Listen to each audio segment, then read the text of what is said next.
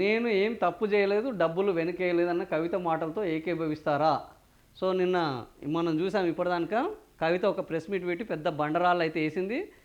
నేను అసలు తప్పే చేయలేదు, రూపాయలు లబ్ధి పొందలేదు, ఏ మంత్రిని ఒక్క రూపాయి పని కూడా అడగలేదు, సో నేను సంపాదించుకోలేదు అని ఆమె చెప్పింది.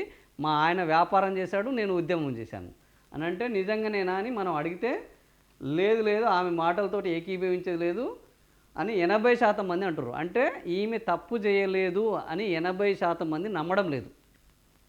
ఒక 17% మాత్రమే కవిత తప్పు చేయలేదని నమ్ముతున్నారు, డబ్బులు సంపాదించుకున్నారు.